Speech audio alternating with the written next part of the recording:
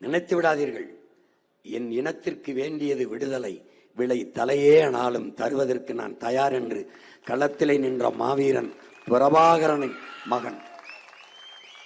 அவன் கைபிடித்து விரல் பிடித்து நடந்த மகன். அவன் காட்டிய திசையில் பாய தயாராக நிற்கிற மகன். அவன் மொழியே கீதை, அவன் வழியே பாதை என்று இந்த களத்திலே நிற்கிறோம்.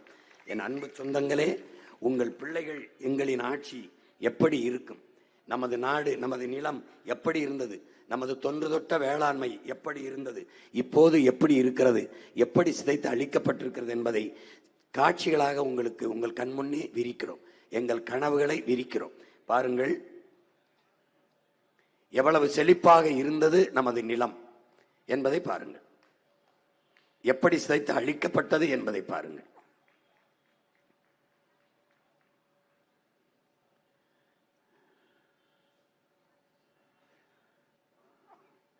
உழவாண்மை என்பது, வேளாண்மை என்பது தொழில் அல்ல, நம்முடைய கலாச்சாரம். அதனாலதான் வெள்ளைக்காரன் நம்முடைய கலாச்சாரத்தை எடுத்துக்கொண்டு போய் அவன் அந்த சொல்லை உருவாக்கும் போது விவசாயத்தை கலாச்சாரம் என்று சொல்லி அக்ரிகல்ச்சர் என்றதை வைத்தான். நஞ்சை கொண்டு வந்த பச்சை புரட்சி. நம்முடைய அப்பா பெரிய தகப்பன் நம்மாழ்வார் பசுமை புரட்சி என்பது விஞ்ஞானம் என்று நினைத்தோம், பிறகுதான் தெரிந்தது அது வியாபாரம் என்று சொன்னது. அதனால்தான் நஞ்சை கொண்டு வந்த பசுமை புரட்சி. பாருங்க,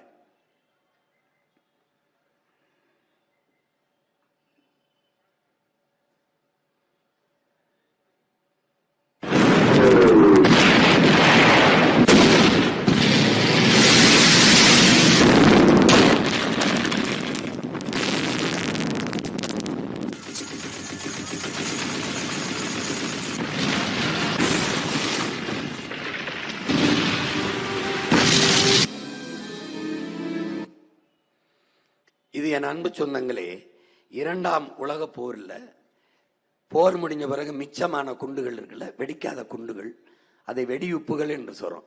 இந்த ரசாயன குண்டுகளை நொறுக்கி உரமாக தயாரிச்சிட்டான். ஏன்னா அதெல்லாம் வீணா போகக்கூடாதுன்னு உரமா தயாரிச்சிட்டான். இவன் என்ன செய்யறான், இந்த உரத்தை இந்த பாருங்க, இந்த வெடிகுண்டுகளை அந்த மருந்தை எடுத்து யூரியா உரம் பாக்டம்பாஸ் 60, 20 பொட்டாசியம் சல்பட்டுன்னு உரமா தயாரிச்சிட்டான். இந்த உரத்தை எங்க சந்தைப்படுத்தலாம்னா தெற்காசியாவுக்கு வர்றான். வரும்போது பெரிய மக்கள் தொகையை கொண்ட நாடு எதுன்னு இந்தியாவுக்கு வர்றான். இந்தியா வரும்போது வேளாண் பல்கலைக்கழகங்கள், வேளாண் கல்லூரிகளை எடுத்துறான். எடுத்து இந்த உரத்தை போட்டா நல்லா விளையும்னு சந்தைப்படுத்திடுறான். ஏன் இந்தியா அதை கேட்க வேண்டிய நிலைமை வருதுன்னா, அவன்கிட்ட கையெழுத்து போட்டு கடனை வாங்கிட்டதுனால அவன் சொல்றதை செய்யற வேலைக்காரனா மாறிட்டான். கடன் வாங்கினவன் கடன் கொடுத்த முதலாளிக்கு எப்படி கைகட்டி நிற்பானோ அப்படி. அதை அமெரிக்க பொருளாதார அடியாளின் வாக்குமூலத்தை எழுதிய ஜான் பெர்கின் எல்லாம் சொல்றான், உங்க நாட்டு தலைவர்களுக்கு நாங்க கடன் கொடுப்போம், கையெழுத்து வாங்கிடுவோம், பிறகு பொருளாதாரம், பாதுகாப்பு, தொழில் வளர்ச்சி இதுல எல்லாம் எங்களுக்கு வேலை செய்கிற ஆட்களாக அவர்களை பயன்படுத்தி கொள்ளுவோம். உங்க நாட்டுல ஏர்போர்ட் கட்டுதல், பேருந்து நிலையம், பஸ் ஸ்டாண்டு கட்டுதல், துறைமுகம் கட்டுதல், ரோடு போடுதல், இப்படி வேலைகளை செஞ்சு தங்கள் இருப்பை அவர்கள் தக்க வைத்துக் கொள்வார்கள் என்று. இப்ப இந்த 8 வழிச்சாலை, இந்த ஏர்போர்ட்டு, இந்த துறைமுகம், இந்த பஸ் ஸ்டாண்டுலாம், இந்த மெட்ரோ, இதெல்லாம் ஏன் வருதுன்னு அதை படிச்சீங்கன்னா தெரியும். அதுக்குள்ள உலக அரசியல் எழுதியிருப்பான். அதான் இப்ப அதை பாருங்க. அதனால இந்த சந்தையை, இந்த யூரியாவை, இந்த உரத்தை சந்தைப்படுத்துறதுக்கு நம்ம நாடு ஒத்துக்கிறது. இப்ப என்ன செய்யுது பாருங்க, ஒவ்வொன்னா பொறுமையா பாருங்க. இப்ப இத போட்டா நல்லா விளையும்னு நம்ப வைக்கிறாங்க. இதை போட்டா, உரமா போட்டா கூடுதலா மகசூல் வரும்னு. இந்த பச்சை புரட்சி பசியை தந்து, பசுமை புரட்சின்னு வந்தது பசியான வறட்சியை தந்ததை தவிர ஒன்னும் சாதிக்கல. பாருங்க, இந்த உரத்தை போட்டா நல்லா விளையும்னு மண்டையில ஏத்திட்டான்.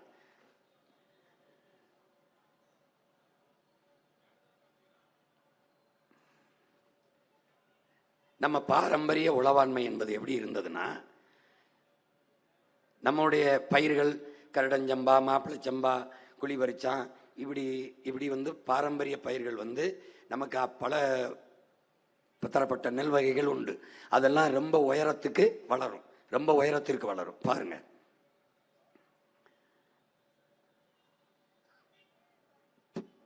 இதுவரை நம்முடைய பாரம்பரிய நெல் வகைகள். இது என்னுடைய தம்பி எங்க ஊர்ல சிவகங்கையில. இப்போ அப்பா நம்மாழ்வார் வந்த பிறகு அந்த அந்த ஒட்டு ரகத்தை விட்டுட்டு நம்முடைய பாரம்பரிய நெல்வகையை வச்சு இயற்கை உரத்தை வச்சு வேளாண்மை செய்யும் போது ஒரு ஆள் உயரத்துக்கு மேல, தலைக்கு மேல விளைஞ்சிருக்கு பாருங்க. நெல்லு தான் அது. எங்க ஊர்ல தான் இருக்கு, எங்க ஊர்ல விளையுது. இந்த நெல்லை எனக்கு சாப்பிட்றதுக்கு அனுப்புறான் என் தம்பி. பாருங்க, இதை நம்ம அப்பா என்ன சொல்றாங்க, இப்படி உயர்ந்து விளைந்து கிடக்கிற நெல் அடிக்காட்டுக்கு, நடு மாட்டுக்கு, நுனி வீட்டுக்கு, முனி வீட்டுக்குங்கிறாரு. அடியே காட்டில் விட்டுருவோம், அது உரம் தாளை. நடு மாட்டுக்கு கூலமாயிருது, நுனி நெல்லாயி நம்ம வீட்டுக்கு வந்துருது இப்படி. ஆனா இப்ப என்ன இருக்குதுன்னா, அடி இருக்குது, நுனி இருக்குது, நடு இல்லை. ஏன் இல்லை? அது இருந்தா மாட்டுக்கு தீவனம் இருக்கும், மாட்டுக்கு தீவனம் இருக்கிற மாடு இருக்கும். அது எதுக்காக அழிக்கிறான்னு பாருங்க, எதுக்காக, எங்க இருந்து ஆரம்பிக்கிறான் பாருங்க. இப்படி சாஞ்சு கிடந்தது குனிஞ்ச அர்த்தம். இப்ப உட்கார்ந்து இருக்கிறோம். ஏன்னா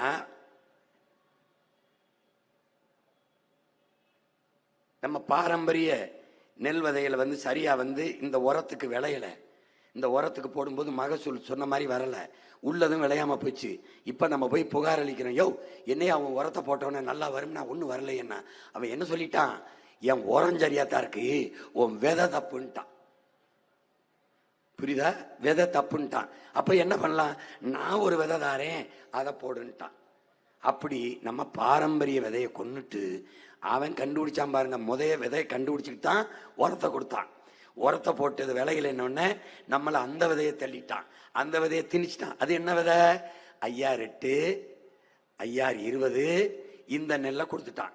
நெட்ட பயிரை ஒழிச்சு குட்டை பயிரை கொடுத்துட்டான். இது ஒட்டு ரகம்.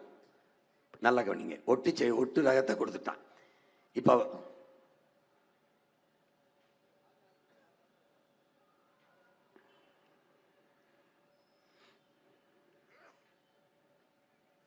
இப்ப நாடங்களும் நம்ம பாரம்பரிய நெல் இதை ஒழிச்சு இப்ப இதுதான். எங்க அப்பா நம்மாழ்வாரம் வந்த பிறகு மீட்டுருவாக்கம் செய்யணும், மீட்டுருவாக்கம் செய்யணும், மறுபடியும் இதை உயிர்ப்பிக்கணுங்கிறதுக்காக நம்ம அதை செய்யறோம். பாரம்பரிய வேளாண்மைக்கு வர்றோம்.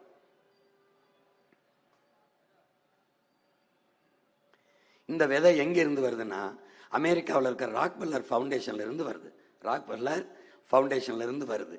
அவன் தான் இந்த விதையை சந்தைப்படுத்துறான் நமக்கு.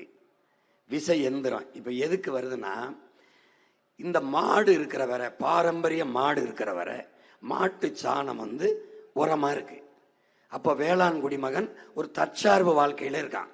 மாடு உழுகுது, மாடு சாணம் போடுது, நெல்லை அறுக்குது, அவனே அதையே தூக்கிட்டு வருது, அடிக்கிறான், அதுவே மிதிச்சு புனையல் பத்தி உதுத்துருது. இந்த கூளத்தை விரையா போடுறான், நெல்லை அவன் அவிச்சு அரிசி எடுத்துக்கிட்டு தவிடு அதுக்கு போடுறான், அப்புறம் சாப்பிட்றான், மிச்ச சோறை அதுக்கு ஊத்துறான், சோறை வடிக்கிறான், தண்ணி அதுக்கு ஊத்துறான், அந்த தவிடை கலக்கிறான், அதை அதுக்கு போடுறான், தீவனம் ஆயிருது. ஒன்றை ஒன்று சார்ந்து தற்சார்பு. அரிசி நமக்கு, தவிடு அதுக்கு, சோறு நமக்கு, தண்ணி அதுக்கு, அப்ப நெல் நமக்கு, வைக்கோல் அதுக்கு. அப்ப ரெண்டு பேரும் பாடுபட்டு சமமாக பிரிச்சுக்கிறோம். இந்த உளவாண்மையில நம்ம உடனே வருது மாடு, நம்ம உடனே வருது, நமக்கு உடன் பிறந்தவன் மாதிரி வருது. இப்ப இந்த மாடு இருக்கிற வரை அவனுக்கு என்ன பிரச்சனைனா, இந்த ரசாயன உரத்தை விற்க முடியாது. ஏன்னா இந்த மாடு சாணம், இந்த சாணத்தை சேமிக்கிறான், ஆட்டு புழுக்கையை சேமிக்கிறான், குப்பை கடங்களை வைக்கிறான், 6 மாசத்துக்கு ஒரு தடவை கொண்டு போய் நிலத்துல கொட்டிடுறான் பருவ நேரத்துல. அப்படி இல்லைன்னா அந்த ஆடு மாடை நிலத்துல கிடைய அமர்த்தி படுக்க வச்சு 1 மாசம் 15 நாள் போட்டு அங்க சிறுநீர், அங்க சாணம், அங்க புழுக்கையை போட விட்டோன்னே அது ஆகச்சிறந்த உரமா வந்துருது. உங்களுக்கு புரியுதுன்னு நினைக்கிறேன். இதை ஒழிக்காம இந்த ரசாயன உரத்தை சந்தைப்படுத்த முடியாது. அப்ப என்ன பண்ணா, அவன் மாட்டை ஒழிக்கணும், அதுக்கு இறை இல்லாம பண்ணணும். அப்ப குட்டை பயிரை கொடுத்தா மாட்டுக்கு கூலம் இல்லாம போகுது. இப்ப அவன் என்ன பண்றான், இந்த டிராக்டரை கண்டுபிடிக்கிறான், இந்த விசை எந்திரம்.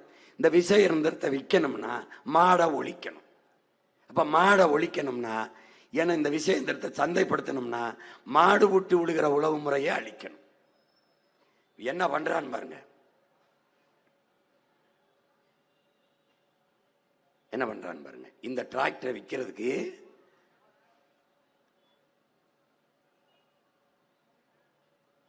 ஒரு ஆள் நடந்து போற இடத்துல பாருங்க 60 கிலோ 70 கிலோ 80 கிலோ எடை இருக்கிற ஒரு மனுஷன் தொடர்ந்து ஒரு வயல்ல நடந்தா அந்த பாதை உருவாயிரும். அந்த இடத்துல புல்லு பூண்டு கூட முளைக்காது. நீங்க வேணா நீங்க எல்லாரும் பார்த்ததுதான். ஒரு ஒத்தையடியா ஒரு பாதை விழுந்துடும். ஒரு 60 கிலோ எடையுள்ள ஒரு மனிதன் நடந்தாலே எதுவுமே முளைக்காம மண்ணு கட்டிப்பட்டு போய் புல்லு முளைக்காம பாதை ஆயிடுற போது 4 டன்னு 3 டன்னு 4 டன்னு எடையுள்ள இந்த டிராக்டரை வச்சு மண்ணில் உழுதோம்னா எப்படி கட்டிப்பட்டு போகும், மண்ணு எப்படி கட்டிப்பட்டு போகுங்கிறத புரியணும். நம்மளுடைய பாரம்பரிய உழவு அகல உழுவதை விட ஆழ உழுவது மேலானது அப்படின்னு தான் நமக்கு பழமொழி இருக்குது. ஏன்னா மண்ணை கீழே இருந்து புரட்டி மேலே போடுற முறை நம்முடைய உழவு முறை. அவனுடைய டிராக்டர் கீறி விடும், உழாது. இங்க பாருங்க, நம்மளுடைய உழவு எப்படி இருக்கு, நம்மளுடைய கலப்பை எப்படி இருக்கு, அவனுடைய டிராக்டர் வந்து கீறி விடும் இப்படி மேலே. சக்கரம் எவ்வளவு இடம் இருக்கும், அந்த டிராக்டர் எவ்வளவு இடம் இருக்கும், குறைஞ்ச 3 டன்னாவது இருக்கும். அது அழுத்தும் போது 60 கிலோக்கே ஒன்றும் முளைக்கலைன்னா இந்த சக்கரம் பதிஞ்சிருக்க இடம் பார்த்தீங்களா எப்படி கட்டிப்பட்டு போகும். கட்டிப்பட்டு போன மண்ணில் எதுவும் முளைக்காது. புல்லு இந்த மாதிரி, இந்த கோரம் புல்லு அருக புல்லு இந்த மாதிரி புல்லு தான் முளைக்கும், நெல் முளைக்காது. இந்த பாருங்க எப்படி முளைக்குது பாருங்க.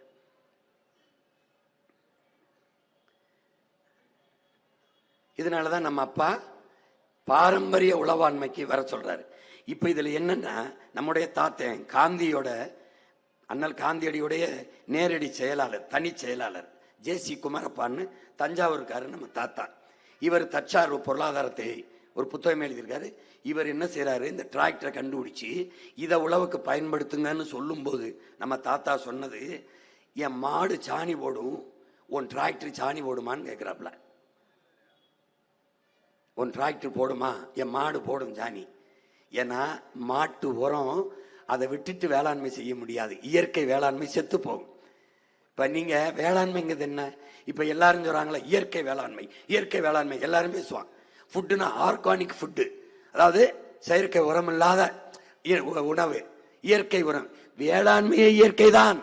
அப்ப ஏன் இயற்கைன்னு சொல்ல வேண்டியது வந்துச்சு? இயற்கையா எல்லாமே செயற்கையா மாறிடுச்சு, ரசாயன உரத்துக்கு போயிடுச்சு. இப்ப மறுபடியும் திரும்பி மறுசுழற்சியில எல்லாரும் விழிப்புணர்வு கொண்டு இயற்கை வேளாண் முறைக்கு வரான். அப்போ என்ன வரும், பாரம்பரிய உழவாண்மைக்கு வர்றோம். அப்ப சாணம் இல்லாம இயற்கை உரம் எங்க இருந்து வரும்? ஆடு மாட்டு கழிவு இல்லாம இயற்கை உரம் இல்லை. இப்ப இதுல பாருங்க, எல்லாருமே இயற்கை உரத்தை விரும்புறோம். உலகம் இயற்கை உணவுக்கு திரும்புது, ஆர்கானிக் ஃபுட்டுன்னு திரும்புது. ஆனா உற்பத்தி அதுக்கு ஈடு கொடுக்க முடியல. 1 கிலோ கருப்பட்டி அமெரிக்கால 1000 ரூபா. 1 கிலோ கருப்பட்டி. பழைய சோறுக்கு திரும்புறான். கனடால நட்சத்திர விடுதியில 5 ஸ்டார் ஹோட்டல்ல பழைய சோறு மண்சட்டியில வெங்காயம் பச்சை மிளகாய் துவையில வச்சு ஹெல்த்தி ஃபுட்டுன்னு வைக்கிறான். நாம அதுதான் சாப்பிட்டுக்கிட்டு இருந்தோம். எல்லாம் கொஞ்சிக்கணும். சோத்துல வடிக்கிற நீச்ச தண்ணி இருக்குல்ல, ஹெல்த்தி ட்ரிங்க்ஸ்னு போத்தல அடிச்சு 1000 ரூபாய்க்கு விற்கிறான். நமக்கு டீயை கொடுத்துட்டு அவன் இந்த தண்ணியை எடுத்துட்டு போயிட்டான். இங்க பாருங்க, வேர்ல என்ன பண்றோம், நச்சு உரத்தை போடுறோம்.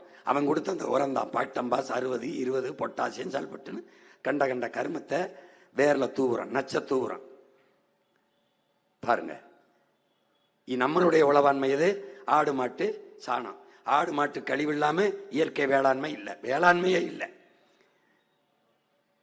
ஆனா என்னன்னா, இயற்கை வேளாண்மை செய்யணும்னு விரும்புறோம். நஞ்சில்லாத உணவு வேணும், ஆர்கானிக் ஃபுட்டு வேணும்னு விரும்புறோம். ஆனா ஆடு மாட்டு வளர்க்கறத அவமானம்னு கருதுறோம்.